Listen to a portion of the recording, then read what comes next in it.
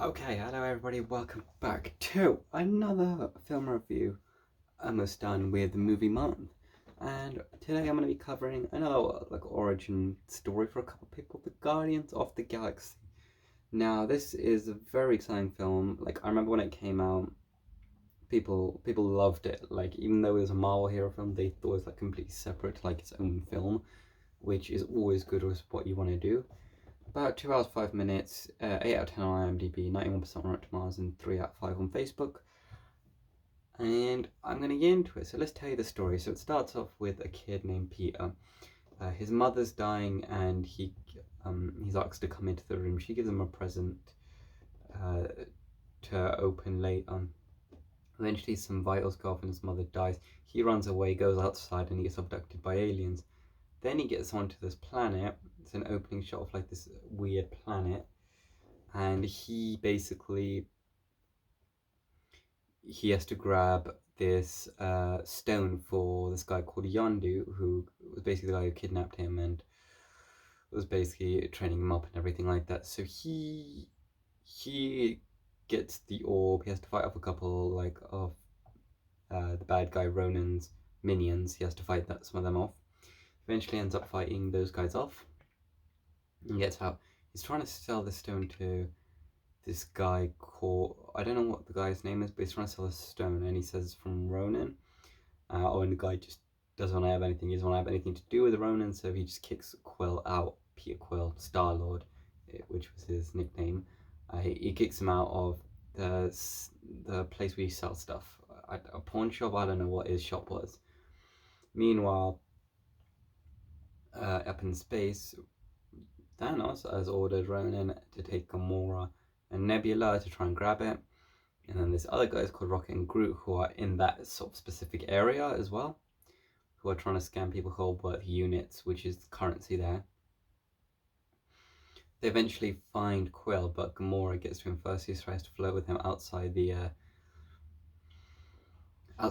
pawn shop, and then she eventually kicks him, steals the orb until he gets the orb back. Rocket and Groot get involved, all that stuff, and then the police get involved and they arrest all of them.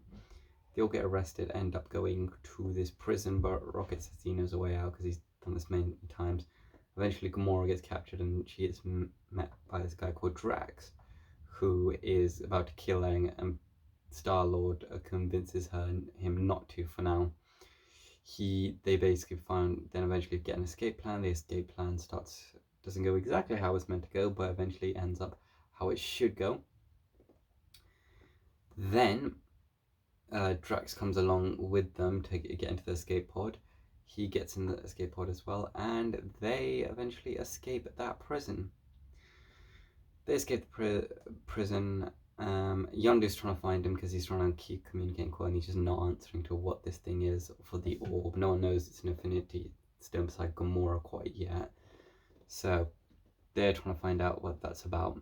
And he says, I know a guy who will buy it for 1,000,000 units. They go to that area where he is known, the guy called the Collector. He wants to view it, look at it. He basically explains what the Infinity Stone is until Drax sends out a signal when he's waiting outside to Ronan to come and collect them and fight them. His servant touches the stone because she's sick of him and just explodes everything. Eventually they grab the stone back, and Ronan gets to take it for himself. They're in a space battle and everything. Gamora gets left out into space. Rocket and Peter are trying to get after her. Rocket's now she's gonna die soon. Peter gets out. He sends a signal to Yondu to come collect him. He gives the coordinates and everything. Yondu eventually picks those two up.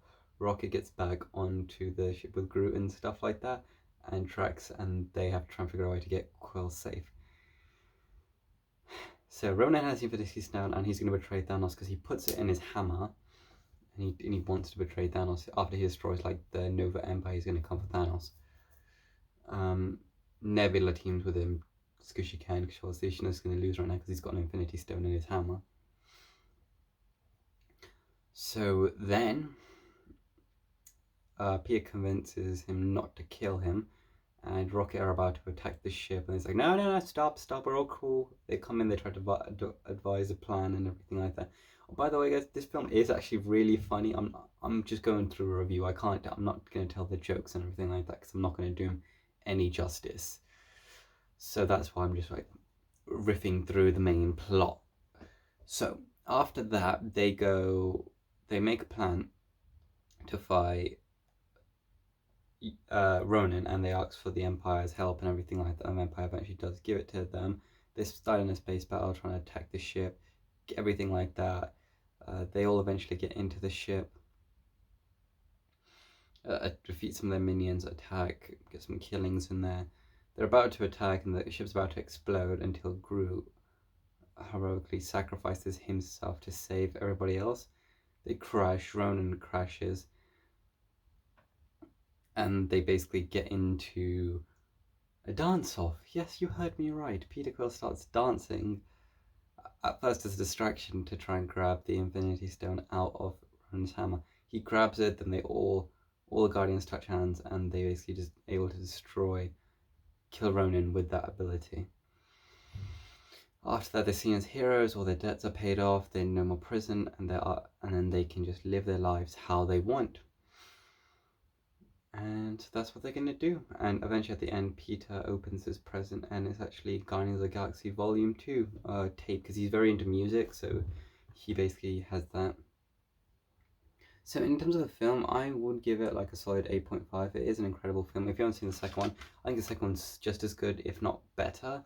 I'm not going to review that in these next couple of days, so unfortunately you're not going to get a Volume 2 review, because there's only a couple of reviews left. But something I do want to show you, I actually do have the mixed volume 1. I have no way to listen to this because I don't know on CD players anymore, but I have the mixed volume 1 if you want to see that.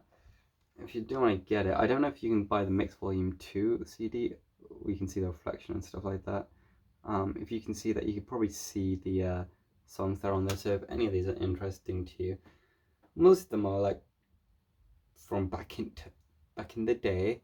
They're from back in the day. So if you're into that old school stuff, to be fair, a lot of them are actually very, very good song, like the Pina Colada song, David Bowie's Moonage Dream, Hooked on a Feeling, Mountain High Enough. Those are all very good songs. But yeah, that's it from me. That's another film review done, and hopefully we'll see you again soon. Alright then, bye.